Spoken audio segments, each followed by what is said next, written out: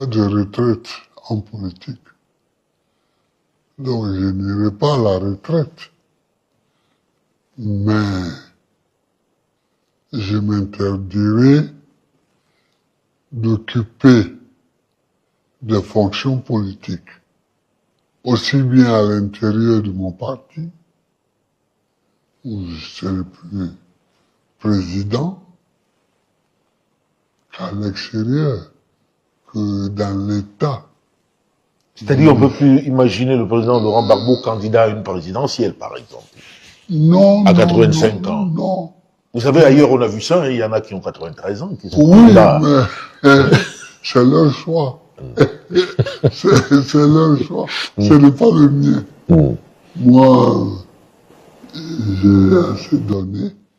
Et puis, on peut faire la politique sans occuper de fonctions ou sans chercher à occuper de fonctions. Est-ce que c'est raisonnable, Monsieur le Président, et tout le monde se pose la question, que ce soit pour vous, que ce soit pour les autres, que quelqu'un comme vous, qui a fait ce que vous avez fait, ayez souhaité être candidat à la présidentielle à 80 ans? Oui. Je vais vous expliquer quelque chose. Quand j'ai été élu président, c'était en 2000. J'avais 55 ans. Le mandat présidentiel dure 5 ans. En 2005, donc, c'était la fin. Normalement, c'était la fin du premier mandat, de mon premier mandat présidentiel. Il aurait dû avoir une élection. En 2005. En 2005. Et à cette élection, j'aurais pu gagner ou j'aurais pu perdre. Mais il n'y a pas eu d'élection. La démocratie veut que si je gagne, je continue pour le deuxième mandat, le deuxième et le dernier mandat. Donc, j'avais jusqu'à 65 ans. 65 ans, si vous aviez un second mandat. Voilà, si j'avais un second mandat. Mais si j'avais perdu après le premier mandat, c'était fini. Voilà. Ces gens-là ne m'ont pas laissé gouverner. Quand vous dites ces gens-là, c'est qui? Mes opposants, qui ont pris les armes. Parce que figurez-vous que 2 mois seulement après les élections ont eu lieu le 22 octobre 2000. J'ai prêté serment le 26 octobre. J'ai fait mon premier conseil de ministre le 27 octobre. Le 4 janvier 2001, il y avait les premiers coups de feu contre mon régime, contre moi-même et contre la Côte d'Ivoire. Le 4 janvier. C'est-à-dire moins de 3 mois après que vous ayez pris vos fonctions. Moins de 3 mois après. Ils m'ont donné une longévité inespérée. Ils m'ont donné une longévité au pouvoir. C'est pourquoi je suis encore là. Comment ça? Parce qu'ils n'ont pas voulu appliquer la Constitution. Or, dans notre Constitution, celle qui avait cours en 2000, la Constitution de la Deuxième République, quand le pays est divisé, il n'y a pas d'élection. Parce qu'ils ne se sont pas arrêtés au 4 janvier.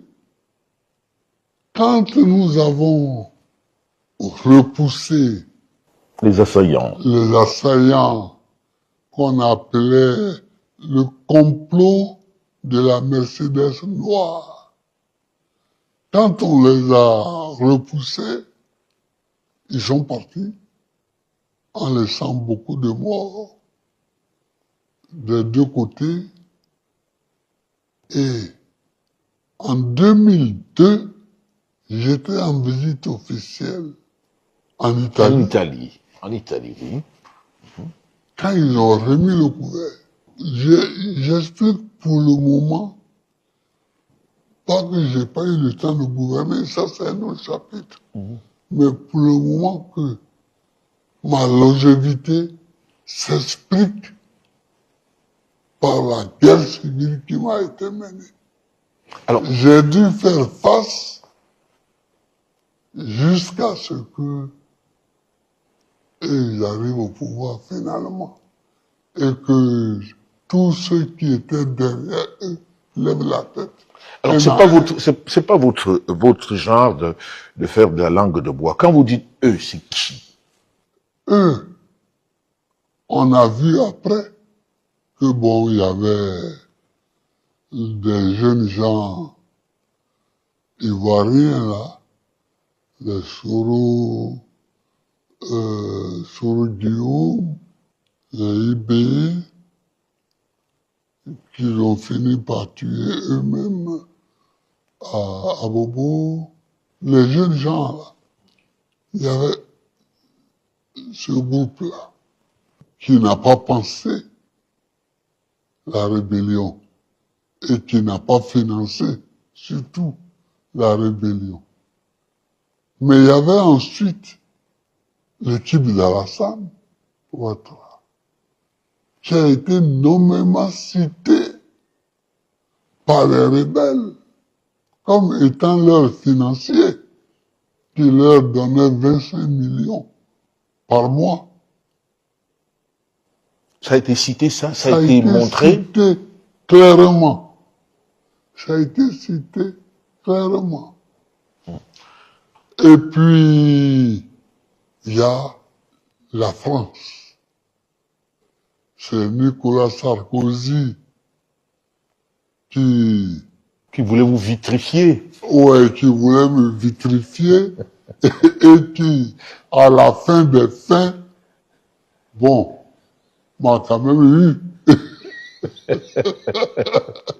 à bombarder la résidence présidentielle de Côte d'Ivoire, c'est-à-dire d'un pays étranger, qui m'a fait arrêter Pour aller passer... le 11 avril 2011, j'ai fait 8 mois à Korogo, puis après, j'ai été déporté à La Haye. Où vous avez passé une dizaine d'années. Ou une dizaine d'années. Une dizaine d'années. Voilà. Monsieur le Président, vous êtes revenu, vous n'avez pas pu être candidat. Okay, vous avez dit que vous ne prenez pas votre retraite, que vous resterez toujours dans l'environnement, peut-être pour accompagner. Je pense que c'est plus dans le domaine de l'accompagnement, du legacy. Alors, quand je suis arrivé, j'ai trouvé des petits problèmes dans mon parti. Donc j'ai créé un parti. Le PPACI. Le PPACI, pour laisser tranquille. Parce que, ou bien on s'engageait dans des procès longs, inutiles, et on sait en Afrique, je ne suis pas au pouvoir. Bon, donc... on peut tirer en long, et en long très longtemps. Voilà. Bon, j'ai laissé ça, et j'ai créé un autre parti, le PPAC, Parti des peuples africains. Et un jour, j'arrive à une réunion, il me propose comme candidat à la présidentielle. J'ai pas répondu. On est resté plusieurs mois. C'est eux qui vous proposent d'être candidat. Ah oui, on est resté plusieurs mois. peut-être 1 an, sans que je ne réponde. Pourquoi vous ne répondiez pas? Non, mais parce que j'avais pas calculé ça. Président, quand vous dites ça, les gens ont envie de comprendre. Oui. Vous êtes en train de dire que le président Laurent Gbagbo n'est pas celui qui a décidé d'être candidat à la Ah non, présidentielle. c'est ce que je suis en train de dire, oui. C'est ça que je suis en train de dire. Mais pourquoi l'avoir accepté finalement à la fin alors? Oh, à la fin, il y a eu beaucoup de choses. Quand j'ai vu que Ouattara s'apprêtait, lui, à être candidat,